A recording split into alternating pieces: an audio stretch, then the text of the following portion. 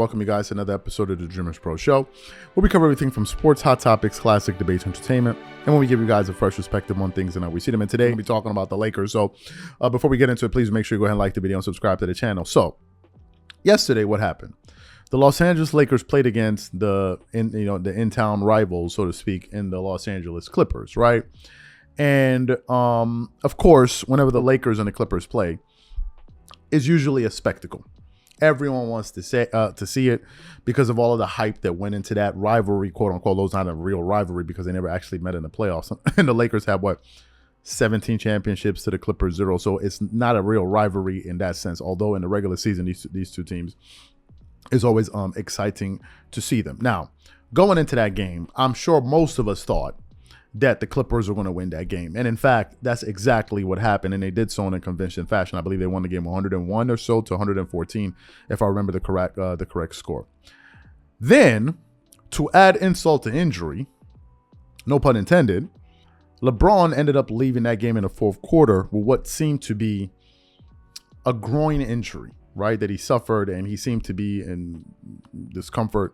And he ultimately went to the locker room, and then we later found out that he did sustain some type of injury there. And it brought me back to the sentiments that I expressed yesterday on our show here, which were the Lakers need to trade the top players, their best players on that team, in order to salvage this situation.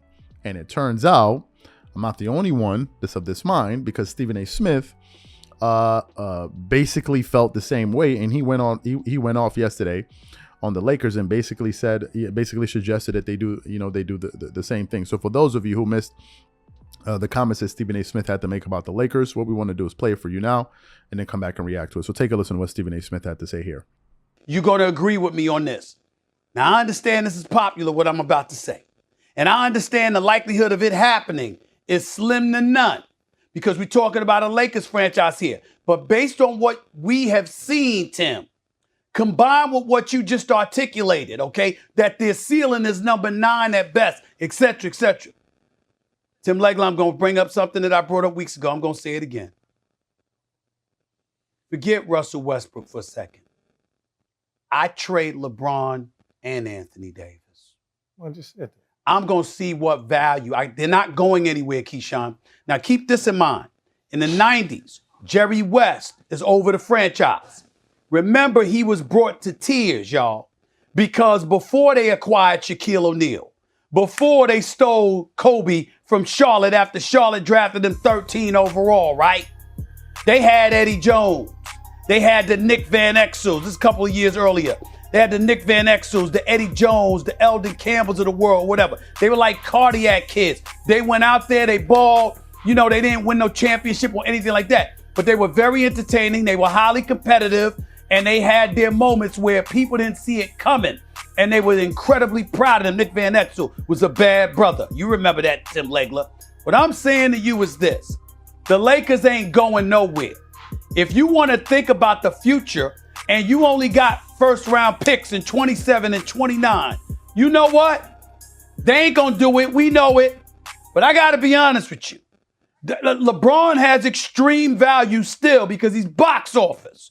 Anthony Davis, hell, yeah, listen. The only thing you could, obviously his durability, there's a huge question mark. Not his game. They ain't going no damn where. I would get a bunch of young thoroughbreds, some picks, and I'll move forward that way. Because this is a sinking ship. It's not going to elevate. It's the Titanic. It's slowly but surely going, but it's going down. Now, here are my thoughts on this.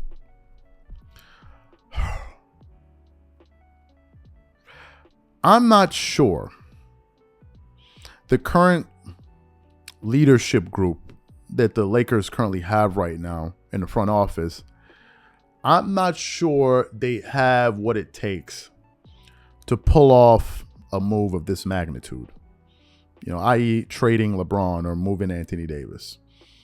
And the reason I believe that is because of history. Now, I do believe that the late, great Jerry Buss would have done something like that. For God's sakes, he let Shaq walk. Think about that.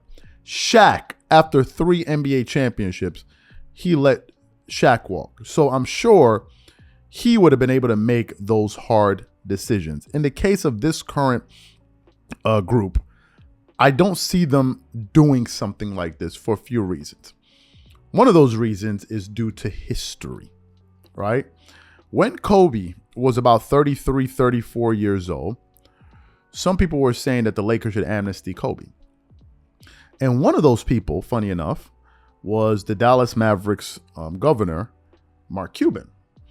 And what ended up happening? Kobe got a whiff of those comments. Then he went into Dallas and he put on an absolute show. And I think after that, he went on Twitter and tweeted, amnesty that, right? And even Mark Cuban was clapping for him.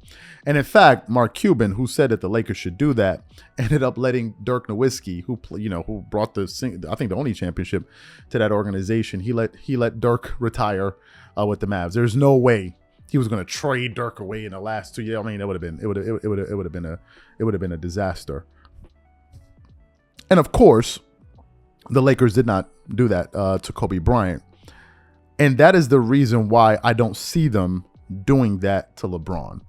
Why? Because LeBron is one of the legacy players, right? He's one of the legacy players in NBA history. You have Shaq, of course, you have Kareem, you have Magic Johnson, you have Larry Bird, you have all these other guys, and the LeBron is also in that group. He's one of the legacy players, and I don't see the Lakers trading LeBron. The only way I could see them doing that is if LeBron himself requested a trade. But I don't see them doing something like that based on their history. Now, if they don't trade him, I think it could come back and hurt them, and I'll tell you why. The reason is this: simply because of the value that LeBron can still fetch in the market.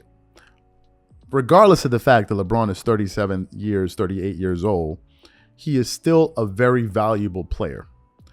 Number one, that's on the basketball court. Number two, you have to think about what he can do for your franchise from a monetary standpoint.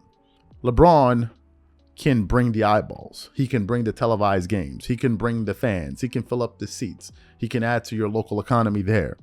So for other teams, it would make perfect sense. And I think that if LeBron were to request a trade, I think the Lakers would probably trade him to a very, very good team. Maybe not in the same conference, obviously. Maybe trade him to the opposite conference in the East. But I think they would do that. In the case of Anthony Davis, I think Anthony Davis should definitely be an option, and I also think Russell Westbrook should be an option. If you're taking LeBron James off the tape, right? But I think the two major pieces that the Lakers need to consider trading are LeBron and AD, because they can fetch you the most value. And I think the longer that they wait, the more their market value diminishes, and you find yourself in all type of mess, in a very sticky situation. In the case of Russell Westbrook, the coverage of Russell Westbrook, the negative coverage or the constant negative coverage of Russell Westbrook, you better believe has diminished its value. And number two, some people are saying, you can trade him now, but Russ has an expiring contract as well, and it's going to take a lot of money off their books. So they may have some money to play around with. So these are my thoughts and opinions on this. What I want to know from you guys, what do you think? Whatever you guys think, please leave your thoughts and comments in the comment section. And we catch you guys on the next show.